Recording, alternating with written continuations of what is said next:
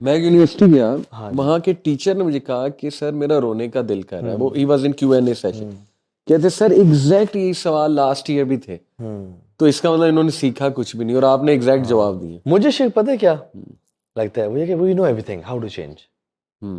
Youth generally जी जी they know how to change. सही। They don't know the whole deen knowledge, वो बड़ा shallow है, but they know how to change. What is that one habit that pushes them to commit sins? या उनको पता है कि मैं बाहर जब भी तन्हाई में फ़ोन यूज़ करता हूँ मुझसे गुनाह होता है। सही। मैं जब भी फलां दोस्त के साथ बैठता हूँ मुझसे मेरा ईमान डाउन होता है। मैं जब भी फलां मूवी देखता हूँ क्या चीज़ मुझे ट्रिगर करती है टू कमिट सिंस। सही। They know, but they're not willing to change. Yes Change requires struggle. या तो मैं समझता हूँ कि most of the people know the answers of consistency. सही सही। सिंपल आप देखें आपको लाइफ में क्या चीज ईमान ताज़ा कर रही है। जी जी When you read Quran, when you make दुआ, when you do तौबा इस्तिग़फ़ार, अल्लाह से तहज्जुद पढ़ने से आपका ईमान बढ़ है, do it. सही। नजरें झुकाने से ईमान बढ़ है, do it simple. बिल्कुल ऐसा। और नजरें उठाने से ईमान कमजोर हो रहा है। बिल्कुल फोन को तन्हाई में यूज करने से बार बार आपको पता है आप सीक्रेट हैबिट की तरफ चले जाते हैं। You commit a sin सही। that you want to get rid of. Just stop using this stupid device when you're alone. जब मैं अक्सर ये कहता हूँ कि जब इंसान की तन्हाई और फोन इकट्ठे होते हैं Yes. तो sins become inevitable. Yep. We know what's the process of change, but we're not ready to do it. Yes. हमें हर टाइम की मोटिवेशन चाहिए। मोटिवेशन हमेशा नहीं मिलती आपको। बिल्कुल ऐसे। आपको डिसिप्लिन इख्तियार करना पड़ेगा, आपको ग्राइंड करना पड़ेगा अपने नफ्स को, देन यू विल चेंज। ऐसे ही ब्रो, असल में देखें चेंज आती है जब जो मैंने पढ़ा है, जितना मैं समझता हूँ कि जब यू अचीव समथिंग उससे कॉन्फिडेंस आता है। जब आप एक स्टेप लेते हैं उससे कॉन्फिडेंस आता है, फिर सेंस ऑफ अचीवमेंट आती है, फिर वो एक्शन रिपीट होता है। अभी जो सारी सेंस ऑफ अचीवमेंट है ना वो पोस्ट करने से आ रही, वो अमल करने से नहीं आ रही। यानी आप देखें ये हम पॉडकास्ट कर रहे हैं ना, ज़्यादातर लोग बस ये शेयर कर देंगे। पॉन्डर देखें, इमाम गजाली ने और इमाम अल क़य्यम का भी मॉडल है, मैंने इस्लामिक साइकोलॉजी में पढ़ाया। चेंज आती है तीन, it all starts from here, obviously here and here cognitive behavioural model है वो। तफक्कुर, तदब्बुर, तज़क्कुर। तफक्कुर जैसे हमारा पॉडकास्ट लोग देख रहे हैं, दिस इज तफक्कुर। तदब्बुर आपको बेहतर पता है, अरेबिक माशाल्लाह आपकी अच्छी है, इसका जो रूट वर्ड है दुबर, I think it means the end of something. तो तदब्बुर है किसी चीज के कॉन्सिक्वेंसेस सामने रख के गौर व फिक्र करना, और तज़क्कुर तज़किरे से है, यानी कि उसको नोट डाउन करना और उसको रिपीट करना।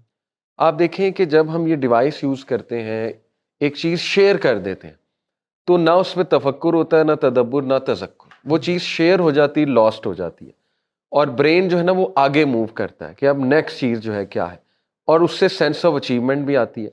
तो हम एक बदअमल नेशन है, टू बी ऑनेस्ट, बदअमल जनरेशन है जो बस पोस्टिंग को प्रोग्रेस समझ रहे हैं। जैसे अभी न्यू ईयर आ रहा है, हम 10-12 अपने गोल्स बनाएंगे और सोशल मीडिया पे पोस्ट कर देंगे, और उसके बाद जो है ना वो कूड़े के बिन में चले जाएंगे वो गोल्स। ना उन पे तदब्बुर होगा, ना तफक्कुर, ना तज़क्कुर होगा, और बस लाइफ इसी तरह चलती रहेगी। तो ब्रो मेरे तो नज़दीक में बहुत बड़ी बात करने लगा हूँ, मेरे तो नज़दीक फितना दज्जाल की बहुत बड़ी जो है ना वो आप कह लें वन ऑफ द वेपन्स, वो ये डिवाइस है, the way it's shaping our brain. और इंटेलेक्चुअल पैरालिसिस हो चुका है, ह्यूमैनिटी को इंटेलेक्चुअल पैरालिसिस है ब्रो। अभी तो मैं भी चाहूँगा आप इस पर रोशनी डालें, नार्सिसिज्म इस जनरेशन में कितना है, नार्सिसिस्टिक बिहेवियर, और इससे शादियां कैसे टूटेंगी।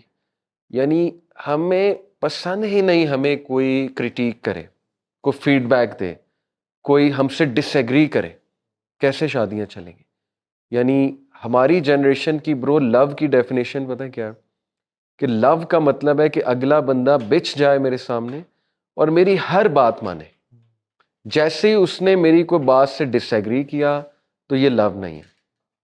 और देखें आज तलाकों की बहुत बड़ी वजह यही है, स्पेशली माइंड ना करें बहनें, सिस्टर्स में नार्सिसिज्म बहुत ज़्यादा है, नार्सिसिस्टिक बिहेवियर बहुत ज़्यादा है, क्योंकि उन्हें ज़्यादा लाइक्स मिलते, उन्हें ज़्यादा ज़ाहिर है लोग पसंद, ज़ाहिर है जब पिक्चर्स डालनी और ये सारी इवन पोस्टें भी करनी, इवन हिजाब में भी अगर आपने कोई इस तरह की चीज़ें बनानी है, आई मेकअप करके बहुत ज़्यादा और ओवर एक्सप्रेसिव होके, यू शुड नो कि it will lead to narcissistic behaviour, और फिर बड़ा मुश्किल हो जाएगा आपके लिए। इसीलिए ये जनरेशन कहती है toxic toxic, parents toxic, relatives toxic, फलाना टॉक्सिक।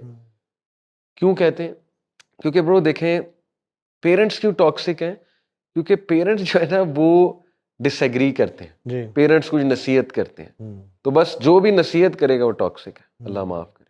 तो दिस इज स्केरी ब्रो। और शेख, ये टर्मिनोलॉजीज बड़ी डेडली हैं ऐसे ही ये जो इजाद हो गई है ना, जी और लोगों को इन टर्मिनोलॉजीज की डेप्थ का नहीं पता जी ब्रो, कि उनके ट्रेट्स किस किस तरह के होने चाहिए to prove them to be a toxic person सही सही, और to be a gaslighter. Yes ठीक है, he is gaslighting me. Yes ठीक है, और भाई जो बंदा आपसे आर्ग्यू कर रहा है, या फॉर एग्जांपल वो रोज ने गैस लाइटिंग कर रहा है, हर बंदा गैस लाइटिंग नहीं कर रहा होता, सही बात, या इवन हर बंदा भी नार्सिसिस्टिक नहीं होता। जी वो एक स्पेशल ट्रेट है जी हाँ, जो आइडेंटिफाई किया तो उससे एज नार्सिसिज्म। लेकिन हमें चूंकि ये हमने 2-4 वीडियोस देखे, मूवीज देखे, पता लगी है इन टर्मिनोलॉजीज को, यस, और हम हर किसी को लेबल करते फिर रहे हैं कि ये अल्लाह। टॉक्सिक है और ये गैस लाइटिंग है, ये फला फला पर्सनालिटी ट्रेट हुआ है। ट्रू ट्रू, तो ये तो बहुत बड़ी रीजन है। और मैं समझता हूँ कि एक और जो रीजन मुझे समझ में आती है, जी मैं बड़ी देसी सी प्रैक्टिकल बात कर रहा हूँ। खवातीन को जब यूनिवर्सिटी में, कॉलेज में बहुत अटेंशन दी जाती है, खवातीन, मेन वांट वुमेन, आजकल के हाइपर सेक्सुअलाइज्ड दौर में हर कोई लिफ्ट करा रहा है, हर कोई इंपॉर्टेंस दे रहा है यस कि यस, तुम कैटरीना कैफ ओ यस, कहाँ है तुम, और वो आगे से कहती हैं अच्छा जी ऐसा है क्या। ठीक है, तो या जो आजकल ट्रेंड्स चल रहे हैं अनफॉर्चुनेटली, तो वो समझते हैं वाकई में मैं कैटरीना कैफ, या मैं वाकई में XYZ हूँ। यस, और फिर जब शौहर आता है, शौहर तो यानी हमारे हस्बैंड की भी गलती है, मानता हूँ, बहुत जगहों पे वो अप्रिशिएट नहीं करते वाइफ्स को, वो अल्लाह के नबी को रोल मॉडल नहीं कर रहे। बट ये कि प्रैक्टिकलिटीज भी जब लाइफ आती है कि बेगम मुझे खाना या घर की सफाई या बच्चों के, या मुझे इंपॉर्टेंस, पहले तो मुझे लड़के इतनी इंपॉर्टेंस दिया करते थे, हर लड़का मुझे गिफ्ट दे रहा है, मुझे रोजेस ला के दे रहा है, ये मुझे everybody used to make me feel so special. Why you not? And you used to make me feel special as well. Right But what happened to you when you got married? आप change हो गए आप तो। सही, Since we were into haram relationships, या हम university के culture में थे, हमें इतनी इंपॉर्टेंस मिलती रही, बिल्कुल, अब we expect the same. No, वो गलत था, वो गलत इंपॉर्टेंस थी। People were trying to get you. सुभान अल्लाह, And now, और हमारे ऐसे लड़के पहले शादी क्यों नहीं करते कि रिस्पॉन्सिबिलिटी मेरे ऊपर आ जाएगी, Yes. मैं फ्री रहना चाहता हूँ। यस, और वो अभी तक ना, यानी every man is a male, but every male is not a man. सुभान अल्लाह, लड़के भी ना अभी तक बच्चे बन के रहे हैं सही बात, कि मुझे भी, अब मैं भी दोस्तों को, यारों का यार हूँगा, जी घूमूंगा फिरूंगा, रातों को लेट आऊंगा। No, you have to be man, ऐसे ही, you have to give a time. बिल्कुल ठीक, आप ये क्यों भाग रहे हो? And this is what I call the bystander effect. अपने आप से ना shoving off the responsibility of your shoulders and blaming your husband, your wife, your parents, your हुक्मरान, मौलवियों ने दीन नहीं पहुंचाया, मसाजिद ने अपना काम नहीं किया। So this is bystander effect, not playing your role yes yes, and then blaming it to everybody.